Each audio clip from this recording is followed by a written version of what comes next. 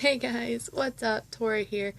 So, this video is going to be another gastric sleeve related video, and this video is to talk about what the diet was like for me 2 weeks post-op and then the 2 weeks following that. And then I'm going to do another video talking about what my diet is like currently and what I eat currently.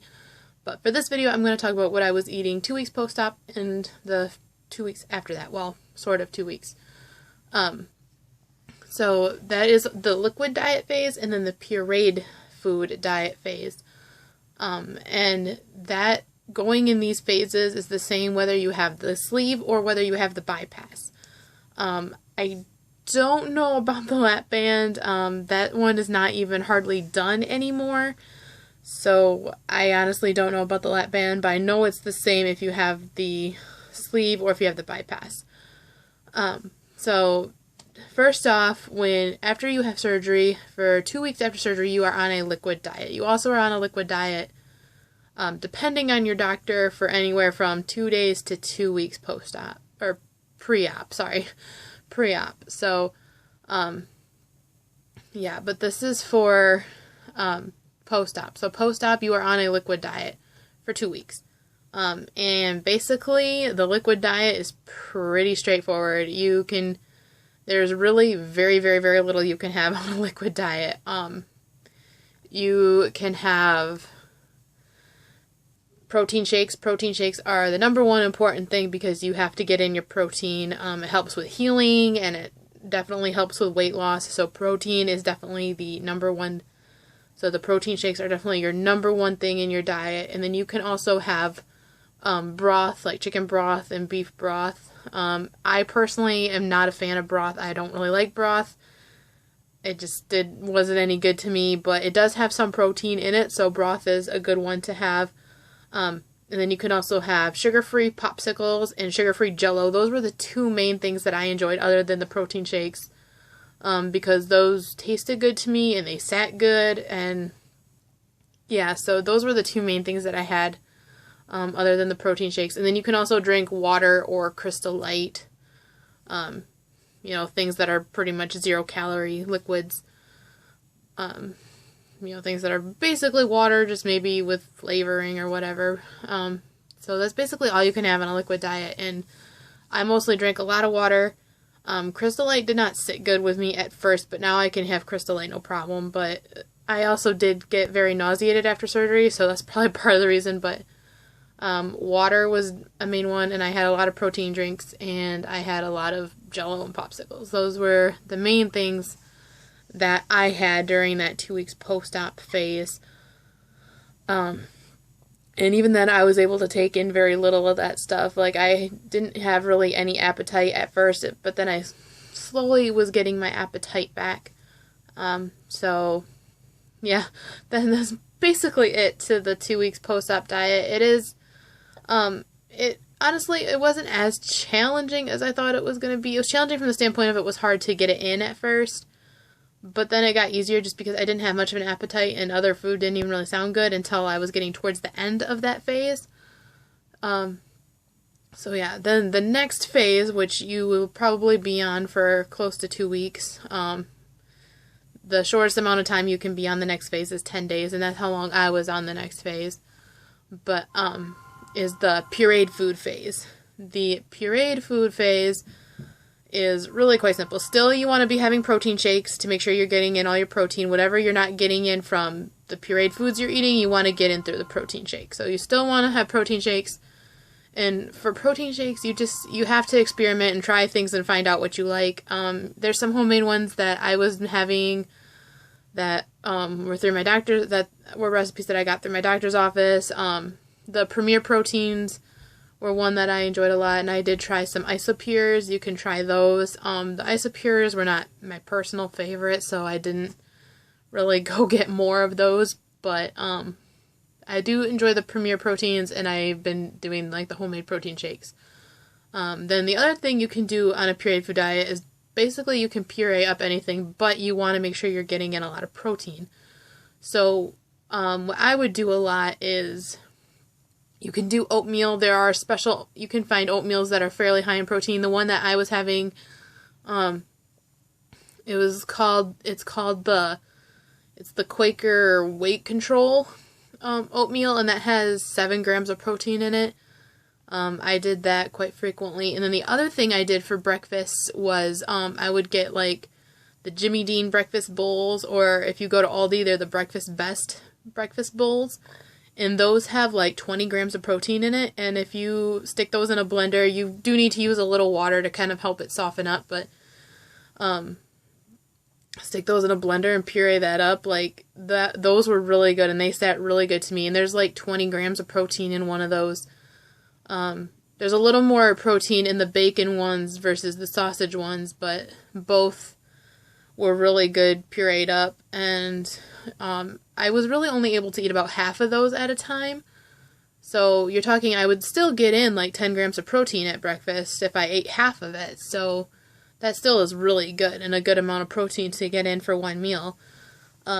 So I did those a lot, and then I did the oatmeal a lot for breakfast.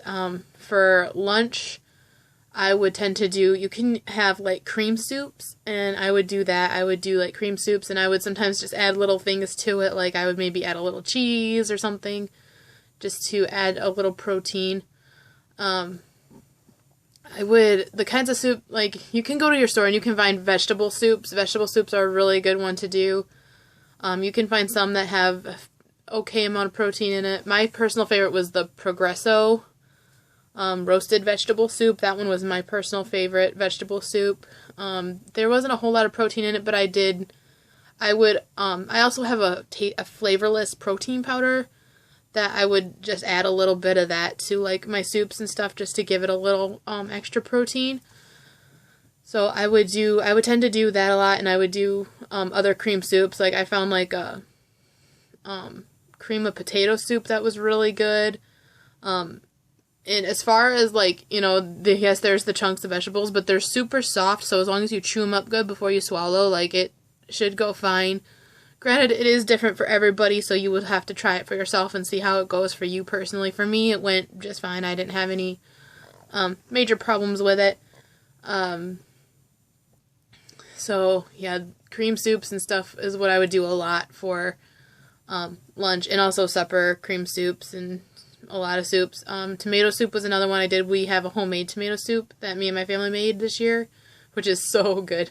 And I would do that, and again, I would just add like a little protein powder to it to give it extra protein, or a little tiny bit of cheese or something, just to give it a little extra protein. Another thing you can do is you can take like, like a chicken, and you can put some chicken in the blender and blend it up with a little gravy, and that makes, basically a nice, really soft pureed cream of chicken. And that's a good thing to do too. You can also, you can puree up vegetables and stuff too, but make sure that you're getting in your protein before you take in anything else, because your protein is the number one important thing. So, yeah, those were the kinds of things I did a lot. The blender definitely becomes your best friend in the pureed food phase.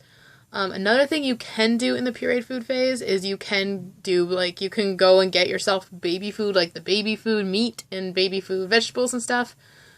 I did not do that, because if you guys have never opened up a jar of baby food meat, like, it is repulsive. It just smells awful. I cannot imagine sticking that in a child's mouth, let alone my own mouth. Like, I couldn't stand it when my cousin's kids were little, were babies and on baby food. I could not stand opening that jar of food and having to give them some. Like, most of them would not even take it unless it was like one spoonful of meat mixed in with the vegetables. Like, it just, yeah, it's repulsive. Plain and simple. So, yeah, that is an option. You can try it, see if you like it. If you are brave enough and want to, that is an option. You can, go get a bunch of baby food and just do that too. But again, you want to make sure you're getting your protein. And what protein you don't get in through your food, make sure you drink a protein shake. Protein shakes definitely become your best friend. You do get sick of them, yes, but they are your best friend, because it is important to get in that protein. Number one important thing. Like, honestly, when I track my food, all I track is protein. I don't track everything else, because I just want to make sure I'm getting my protein in. So that is the big thing. So yeah. And as far as, again, what you can drink milk. Milk is a fine thing to drink by that point. And you can drink, and, again, water, Crystal Light, and you want to make sure you're getting in plenty of fluids, too, throughout both those phases. Like, getting in fluids is very important because you don't want to get dehydrated, because that's not good either. So getting in your fluids and getting in your protein. Those are the two number one things you want to be sure you're getting in. So yeah, that's basically everything for the first 2 phases of the diet after you have surgery. And like I said, it's 2 weeks of the liquid diet, and then about 2 weeks, depending on when your dietitian or your doctor, whoever, when they want to progress you to the next phase. That all kind of depends on how you're doing personally too. But it's about 2 weeks of the liquid diet and about 2 weeks of a pureed food diet. So that's basically it. If you have any questions about either of those, you can feel free to leave a comment below, and I will definitely answer your questions. Also one other thing I want to mention is after you have surgery, you're going to be on a Chewy multivitamin basically for the rest of your life, just to make sure you're getting in all your nutrients that you need. Because, you focus so much on protein that you can sometimes lack in the other nutrients, so they want you to be taking a multivitamin. And I just get Chewy Chewy gummy multivitamins, and I enjoy them because it's like having a little treat every day. So, yeah, that's it. That's all I have for you guys. Like I said, if you have any questions, leave it in the comments below, and I love you guys so much, and I'll see you in the next video. Bye.